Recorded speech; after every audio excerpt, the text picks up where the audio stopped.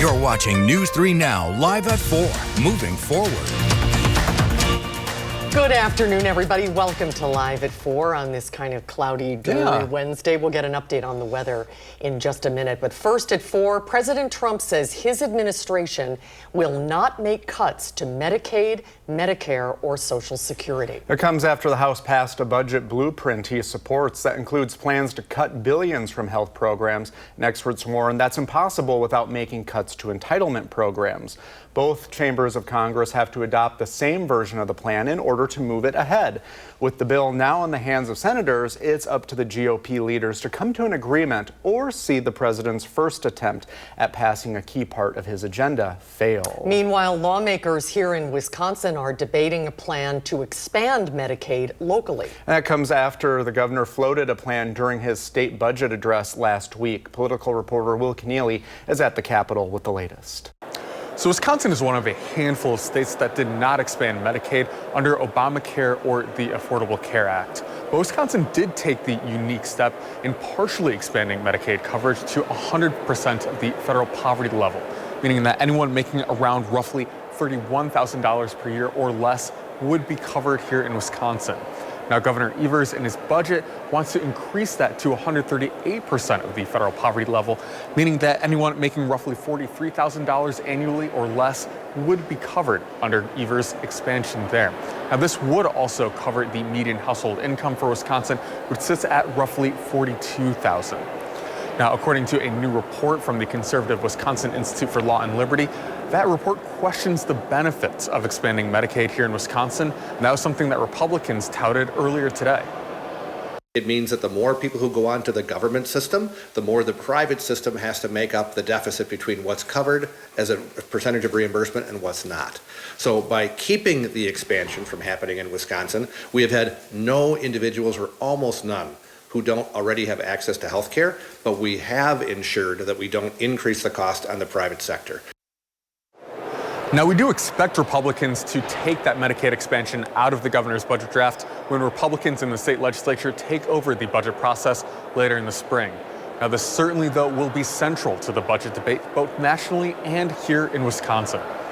Reporting from the state capitol, Will Keneally, News 3 Now.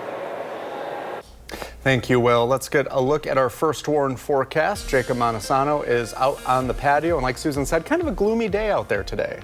Yeah, we saw some rain earlier, still seeing some light rain right now, but the good news is that temperatures aren't too bad. They are a little bit above average for this time of the year. Taking a look at the current radar, still seeing a few areas with very light showers, and this may continue throughout the night. Nothing is expected to be major. Looking at the forecast specifically, the best chance for these light showers will occur during the evening hours. The later in the night we get, the less likely we will see rainfall. Could even see some light snow though at times. However, once we get to the morning hours, although we'll still see cloud cover, the chance of precipitation does look to be pretty low. Now, as far as temperatures, like I mentioned, very comfortable, above average for this time of the year despite the cloud cover.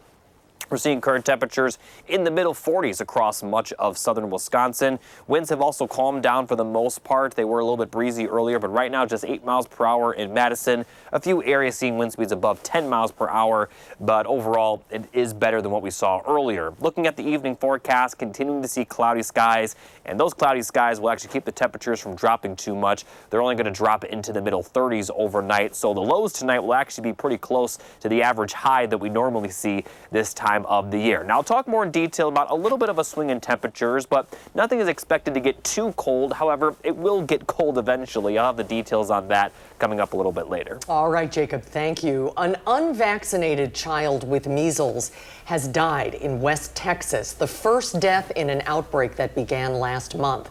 It also marks the first death from the measles in the U.S. since 2015. The Texas Department of State Health Services confirmed the child was school-aged and not vaccinated, but hasn't shared other details. The outbreak has grown to more than 120 cases across 9 counties there. There are also a few cases in eastern New Mexico. And in light of that measles-related death, so what does that mean for our state? Our Jalen Banks joins us with a Time for Kids report on measles vaccination rates in Wisconsin. Over the past several years, we have seen a decline in vaccination rates across the country. even reaching the Badger State. The Wisconsin Department of Health Services says declining vaccination rates are leaving children and communities vulnerable to outbreaks. In a recent report, the CDC says only 88.8% of Wisconsin kindergartners were up to date for their measles, mumps, and rubella vaccine, which is well below the national average, which is 92.7%. Back in 2000 is actually when we eradicated measles from the United States, where it was no longer endemic. And that was because of our meeting the vaccination rates that we needed to achieve immunity. And this resurgence, again, is because we've seen lower rates of vaccines. The same report showed Wisconsin children are behind on polio, tetanus, and pertussis vaccines. Tonight at 6, I'll have more on health risks that come from contracting measles. For now, reporting in studio, Jalen Banks, News 3 Now. Jalen, thank you. The CDC recommends children should get 2 doses of the MMR vaccine, starting with the first dose at 12 to 15 months of age and the second dose at 4 through 6 years old. Well, to continuing coverage of a local beagle breeder who has faced accusations of animal abuse for years. Over several months, News 3 Now's Kyle Pozorski has been looking into Ridgeland Farms in Blue Mounds, and he joins us now to preview a special report that is airing tonight on News 3 Now at 6. Hi, Kyle. Oh, how are you guys doing? So for people who aren't familiar with this story, tell us a little bit about what it involves and why you decided to follow this breeder. Well, it involves a beagle breeder, like you said, out in Blue Mounds. Basically, for many years, they've had these allegations of animal abuse happening to their animals that they have out there. They have close to like 3,200 that are at this farm. And there's some video that we can show here. It really was kind of shocking where it was back in 2017 when some animal rights activists went out to the farm. They broke in and stole 3 dogs from the farm there. And now this was an illegal act. They were charged for this, but this case was dismissed last year. And so the reason I looked into this, there was a court hearing back in October where there's these animal rights groups who are pushing this message to try to say, hey, we need federal regulators, we need state regulators to look into this to shut this down. And this is coming from the activist. The farm, for its part, has been mostly quiet the entire time, not really speaking to media about this. Yeah, I was going to. So you haven't heard anything from So up until tomorrow, rather yesterday, what happened was we had been publicizing that this report was going to be coming out, and we heard back from the attorney for the first time since I've been reaching out since November. And basically they said that they have admitted no wrongdoing and have been legally taking care of all their animals out there for decades and lawfully operating, and state regulators say there's been no issues. So where is the case now and what happens next? The case right now is kind of in a limbo kind of holding stage that you would call it, basically. Right now, there's a district attorney up in La Crosse who has been assigned to this case. He's been assigned as a special prosecutor to kind of look into these allegations and see if there's any room for them to push charges onto this. But right now, there are still dogs at the facility. Yes. Okay. Yeah. And the full report airs tonight at 6? Yes, and I'm hoping everyone out there will tune in and watch it. Yeah, I hope so too. Yeah. Kyle, thank you for the preview. We'll see you at 6. Thank you.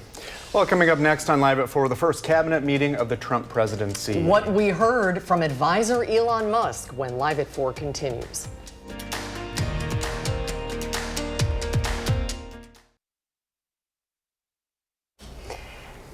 Taking a live look at the White House, where President Trump is having a busy week. On Friday, Ukrainian President Volodymyr Zelensky will visit Washington. It follows an agreement between his country and the U.S. on natural resources. Under the proposal, Ukraine would give 50% of all earnings from its monetized natural resources to a fund jointly owned by the U.S.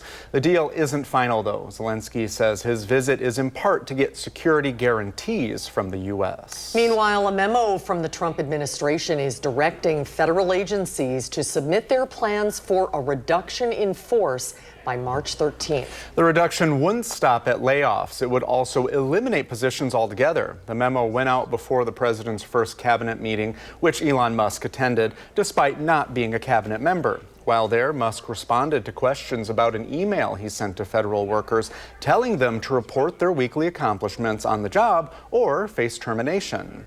We got a partial response. We're going to send another email. But our goal is not to be capricious or unfair. We wish to keep everyone who is doing a job that is essential and doing that job well.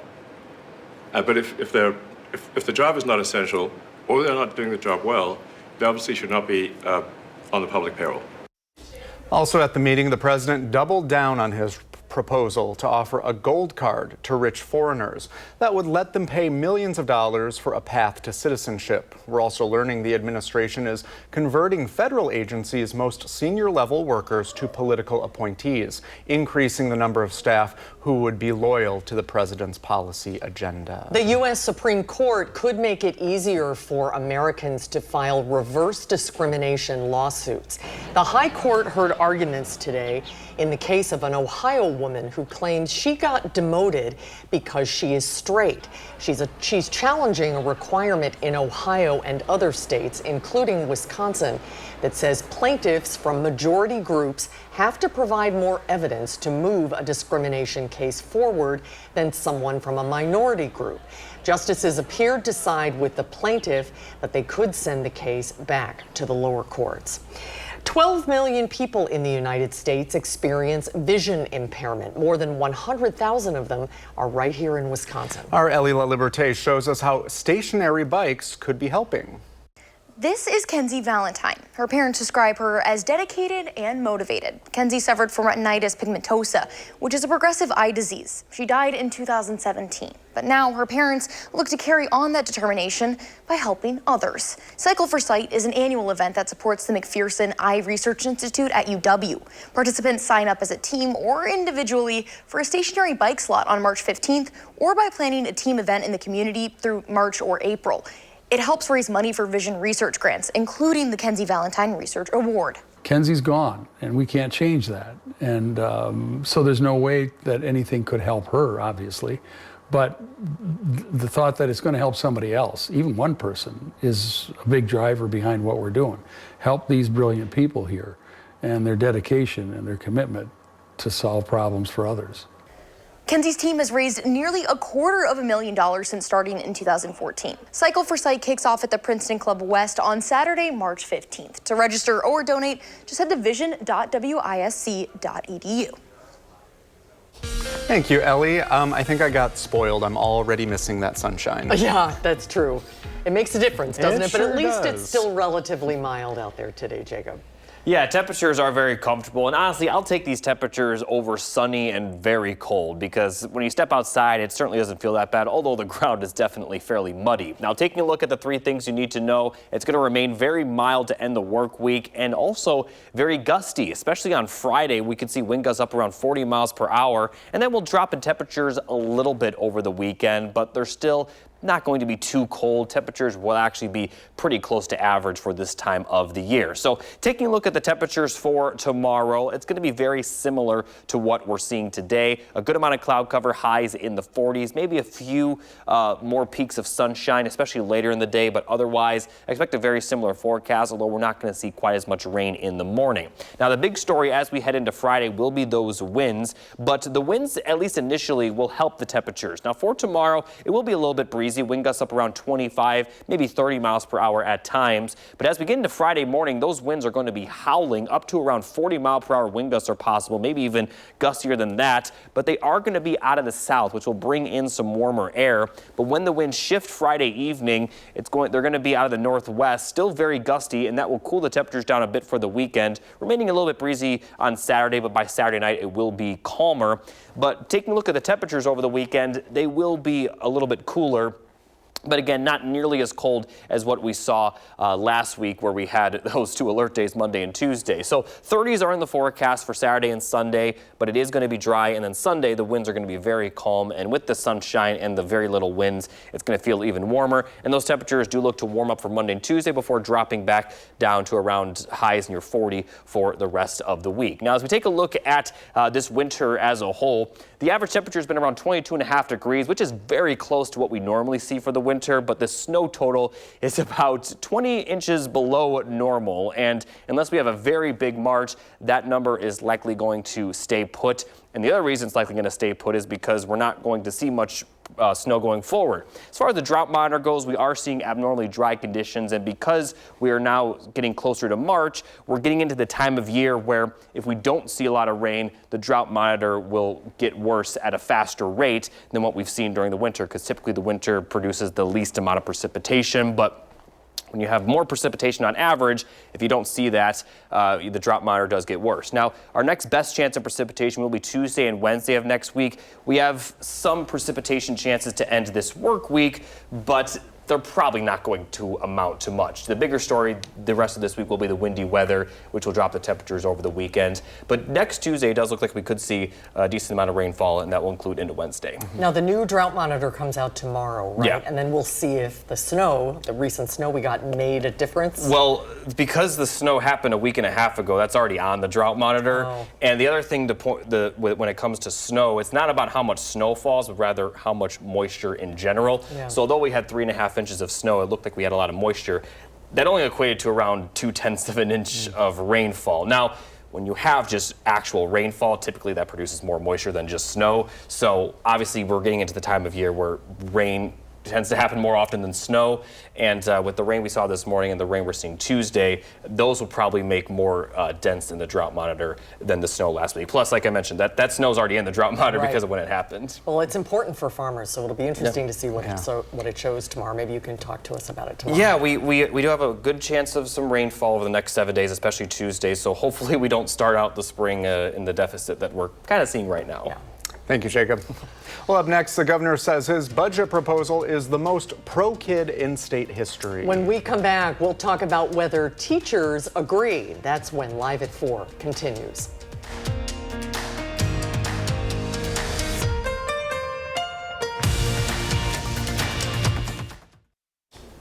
Well, right now, Governor Tony Evers' budget proposal is making its way through the Republican-led legislature, where it is sure to see some tweaks. Governor Evers has touted it as the most pro-kid budget in Wisconsin's history, setting aside billions for education funding. And today we're taking a closer look at what that could mean for local schools. Joining us today is Madison Teachers Incorporated President Michael Jones. Hi, Michael. Hi. Welcome to Live at 4. Nice to see you. Thank you for having me. So I'm sure you listened to the budget address from the governor, $3 billion in education funding. What is the teachers union reaction to his address? I think if we're going to give it a letter grade, we'd give it a solid B.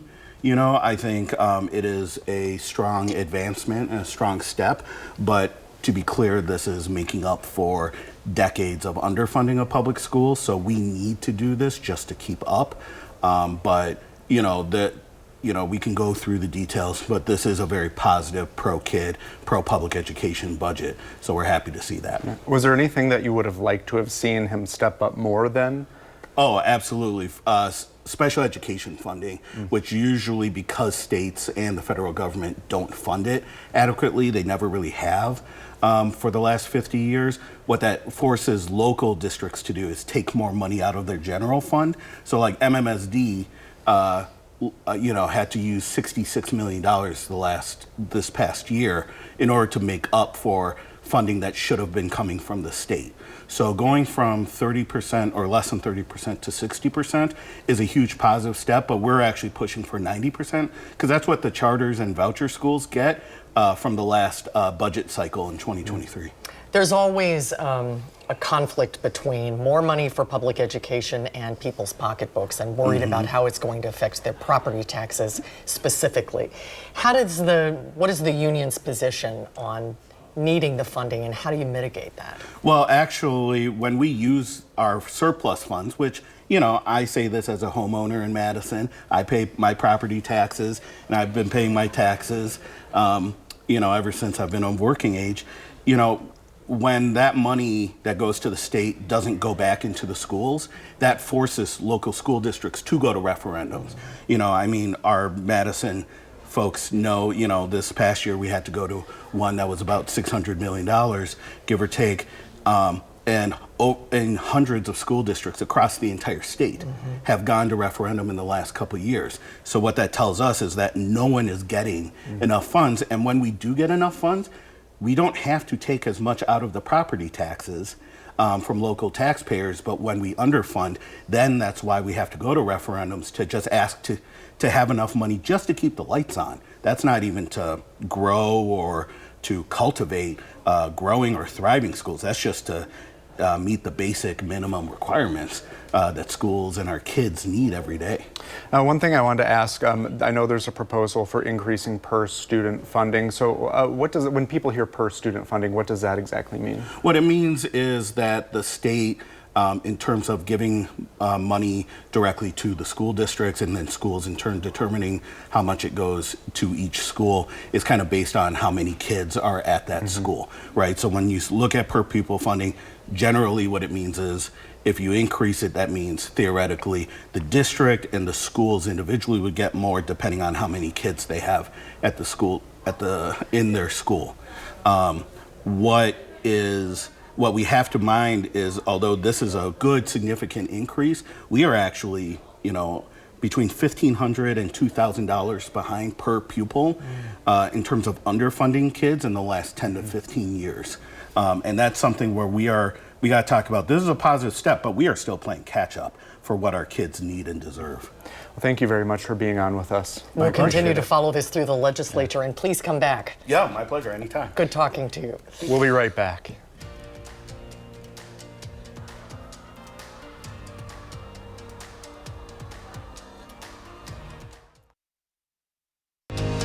You're watching News 3 Now, live at 4, moving forward.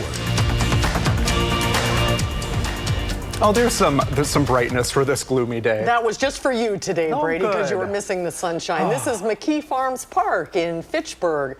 I love seeing public art around town. Isn't it nice? Yeah. It really brightens up a lot of things. So yeah, that makes me happy. Thanks, whoever did that. Windy end to the work week. Jacob is out on the patio. Hi, Jacob. Hey, Susan. Yeah, wind gusts could be up to around 40 miles per hour by Friday. It actually will keep temperatures warm and then cool them down. But looking at the current conditions right now, still seeing some very light rain across the area. A lot of this is likely not reaching the ground. Zooming further in, there are some pockets of moderate rain just to the north of Fort Atkinson. So don't be surprised if you're out and about for whatever reason to see a little bit of some shower activity over your given location. But the rain is not going to amount to much for the rest of the night. The best chance of these light showers will be during the evening. The later in the night we get, the less likely we will see that rain, but then we actually may see some light flurries at times overnight as the temperatures cool down, but again, likely not going to amount to much. So looking at the actual temperatures and conditions for the evening, we'll have temperatures around 40 throughout the evening with cloudy skies, and cloudy skies will continue for the most part overnight. Those clouds will actually keep the temperatures a little bit on the warmer side, as lows will only drop into the middle 30s, pretty close to the average high for this time of the year. And then for tomorrow, very similar to today, we'll see a little bit more sunshine in the afternoon, but still going to see a lot of clouds with highs in the 40s. But I'll talk more in detail about that wind and the brief temperature swing that we'll see over the weekend. I'll have those details coming up a bit later. Thank you, Jacob. Police are still investigating after a woman allegedly pushed and shoved a Metro bus driver, causing the bus to crash into a building on the city's east side last night. Our Merrill Hubbard was at the building this morning to talk to the businesses that were affected by this collision. Behind me, you can see the repairs that are underway after a Metro bus collided with this building Tuesday night. From what we can tell so far, QPS Employment Group and Asian House are facing the damages. This wall should be attached to the wall, but it's all popped out. Bonnie Hong is one of the owners of Asian House, a small restaurant her family started back in 2012.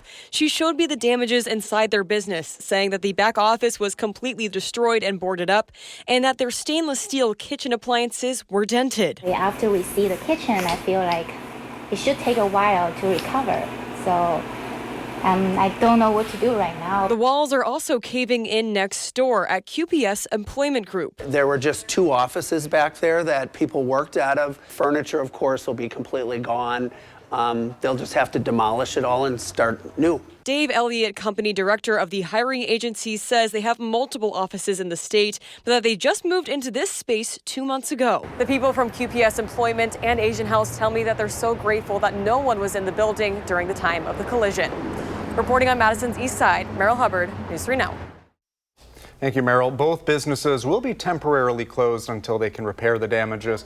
They're working with insurance and construction companies to assess the costs and the recovery. A local treasurer in Monroe County is in jail for allegedly stealing hundreds of thousands in township funds. 50-year-old Kelly Schlesinger was working as the town of Adrian's treasurer when she was arrested. The Monroe County Sheriff's Office says an investigation shows she had been stealing from township accounts since April of 2022 and had stolen more than $294,000. She is in the Monroe County Jail facing charges for misconduct in office and theft. She will have her bond hearing tomorrow afternoon.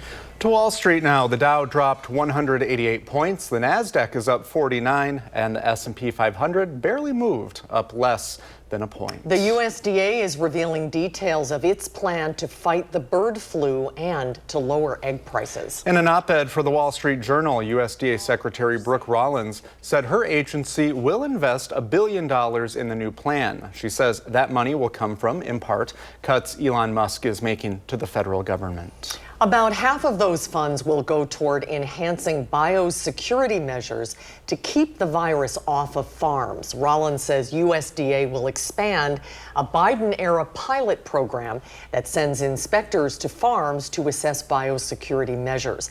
About $400 million will go toward reimbursing farmers whose flocks have been affected by the bird flu. The U.S. already compensates farmers for the loss of their chickens. And Wisconsin is joining 44 other states across the country in testing milk for the bird flu. Our Armand Rahman spoke to ag officials about how they plan to roll out that testing. It may seem weird given that we're the dairy state, but Wisconsin has just joined the national initiative to test the state's milk for bird flu. Randy Romansky, Secretary of the Department of Agriculture, Trade, and Consumer Protection, announced last week that Wisconsin will be joining the USDA's national milk testing strategy for avian flu. Why so late? Officials with DATCAP say it's because the dairy state lives up to its name with more than 5,000 dairy farms and 175 processors. We had been hearing in regular communication with USDA and understanding that they were going to be rolling out a national testing and surveillance strategy, which we're in favor of as well. We all want to do the best we can to try to eliminate this virus from dairy herds in the country. And DATCAP will work with samples already gathered to test other chemicals in milk at UW's Veterinary Diagnostic Lab. They hope to begin avian flu testing in the coming weeks. But what do dairy farmers think about the state joining the new testing strategy? I spoke to a farmer in Sauk City. Hear what he has to say tonight at 5. For now, reporting in Madison, Armand Rahman, News 3 Now. Thank you, Armand.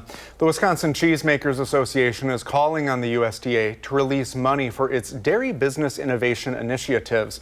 According to a release from the WCMA, USDA officials confirmed a program freeze yesterday, putting nearly $29 million in grant funding in jeopardy. The association put out a statement. It reads in part, "These are operations running on tight margins, hard work, and shared passion for feeding the world, often staffed by families or small teams of community members. They cannot afford a funding pause. They need action now." Well, coming up on Live at 4, we're learning Black history in Madison. Our Tanisha Shaw shares the story of the city's first Black woman police officer when we're back.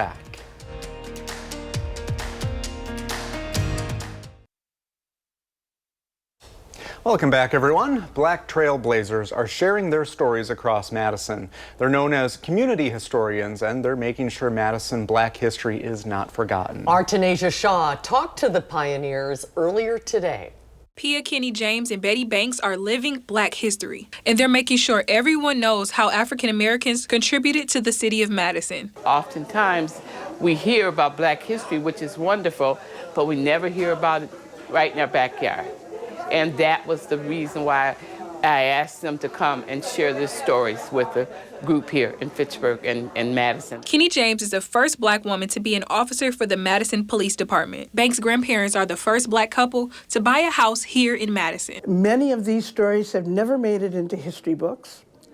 The most prominent historians, Stu Leviton and David Mollenhoff, always regulated Black people to 2 or 3 paragraphs in the books that they've written about the history of Madison.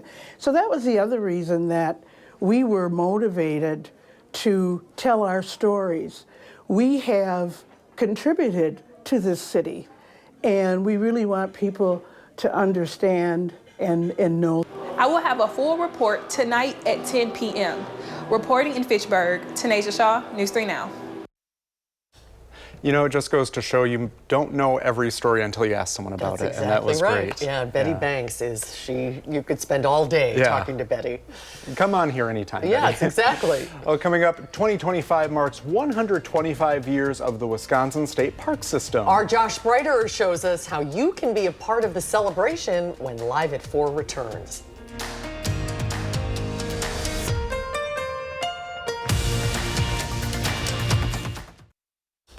On the next Live at 4, the Madison Ballet and the Wisconsin Chamber Orchestra team up for a special performance. What to expect from their collaboration this weekend.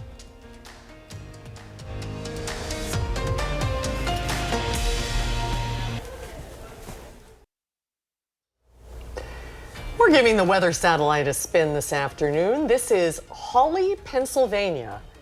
Looks pretty there. Frozen waterfall. Isn't that pretty? It's about halfway between Philly and Pittsburgh. Yeah, 46 degrees there, like you said, and I'll take our weather today, Jacob. It doesn't look 46 there. It looks like it's 0, but yeah, definitely a very cool shot there. Now, taking a look at the 3 things you need to know for our area, we are going to be seeing a mild end to the work week, possibly even milder than what we've already seen. 50s will return on Friday, but it also will bring some pretty gusty wind. We could see wind gusts up around 40 miles per hour, which will then cool the temperatures down for the weekend. So let's take a look at that wind gust forecast. Now, for tomorrow, it's still going to be a bit breezy, not as windy as it will be Friday, but we'll see wind gusts up around 25 to maybe 30 miles per hour. But then Friday morning, we're going to see those winds howling up around 40 to 45 miles per hour. But the winds are going to be out of the south initially, which will bring in warmer temperatures. We'll be in the 50s Friday, but then Friday evening, still windy,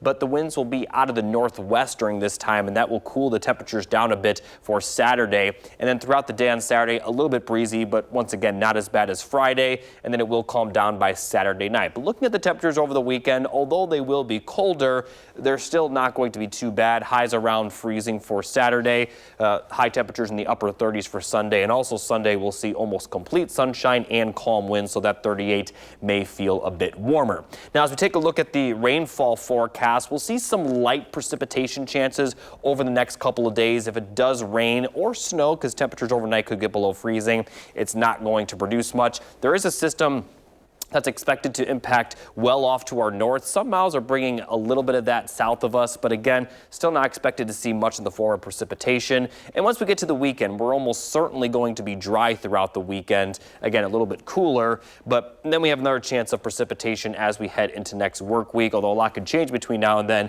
it does look like by the time we get to Tuesday of next week, especially Tuesday afternoon, the rain chances do increase a little bit, and temperatures will be warm enough to where it will only be rainfall. But overall, just a few small precipitation chances throughout the weekend, and then better rain and snow chances for Tuesday, Wednesday. It'll start out right around Tuesday afternoon in the form of rain, and then the back end of the system may bring some snow. It also will bring in windy conditions once again next Wednesday, and as you notice, the temperature difference between Tuesday and Wednesday will be noticeable. And then for the end of the 10-day forecast, right now it's looking dry with high temperatures right around 40, so pretty close to average for this time of the year. Thanks, Jacob. In the 608, we're helping the Wisconsin DNR celebrate a big milestone for the state park system. Our Josh Breiter is here with how you can get involved this year. More than 20 million people visit Wisconsin state parks and forests every year to enjoy the great outdoors, and the DNR hopes to make 2025 the best year yet. Wisconsinites are encouraged to spend time on public lands, attending events throughout the year, and learning about the park system's history. This history dates back to 1899, when the Wisconsin State Legislature approved an act providing funds to acquire land for what is today Interstate Park. The state park was established in 1900 with land acquisition beginning in September of that year. The establishment of Interstate Park also marks the founding of the Wisconsin State Park System, which has since grown to over 307,000 acres of public land. Since that moment, Wisconsin has established 50 state parks, 44 state trails, 15 state forests, 9 state recreation areas, and 8 river and resource areas. Moving forward, the DNR looks to invest in programs and initiatives that ensure this statewide system of outdoor recreation properties remains an accessible connection to Wisconsin's natural resources. In 25 years. We're going to continue to focus on expanding and forwarding outdoor recreation in Wisconsin and being great stewards of our natural resources in the state. We're going to do that through robust budget initiatives, investing in our partners, volunteers, and those that visit our state park system. The DNR will commemorate the 125th anniversary with celebrations and special events in 2025, led by State Park System staff and partners. Visitors are encouraged to visit the DNR events calendar to find details on events of what's happening throughout the year. Just make sure you have that State Park Pass, which, remember, is now available for 12 months from the date of purchase rather than just the calendar year. I have a link with everything you need to know right now on channel3000.com. For Live at 4, I'm Josh Breiter. Thank you, Josh. Can't wait till we can take a hike, get in the parks. Ready for it. Pretty soon. A reminder about our Spirit of Service campaign that we're doing in partnership with Vortex. We're recognizing local veterans making a positive impact in the community. To nominate a veteran, all you have to do is go to channel3000.com, and over the coming weeks, we'll be sharing their stories, and you'll get to vote and choose which veteran gets to take home a $5,000 cash prize. A winner will be announced in early April. We'll be right back. Well, in Wisconsin, there's another sign of spring that goes beyond warmer temperatures and melting snow. We're talking about spring training, of course. Blake Baker and Tyler Morano are fresh off the plane from Arizona, and they spent last weekend hanging out with the Milwaukee Brewers. They got to spend some time with Christian Yelich. Wow. Toss out the first pitch, too, and even do some announcing for the players.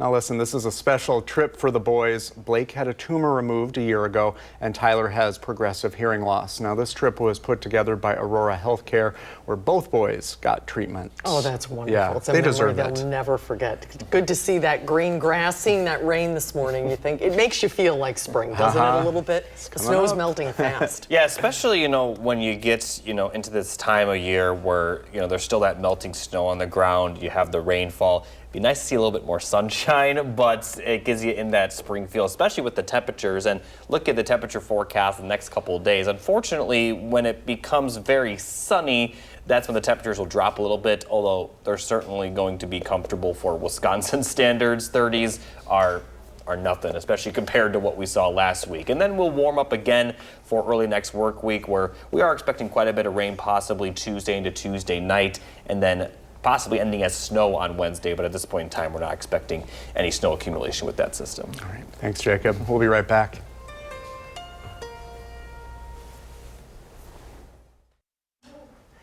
Tomorrow on Live at 4, the Madison Ballet and the Wisconsin Chamber Orchestra preview their collaborative performance.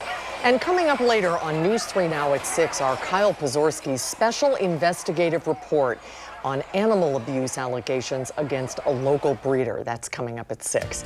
Thanks for joining us for Live at 4 on this Wednesday. We hope to see you back here tomorrow. News 3 Now at 5 starts right now.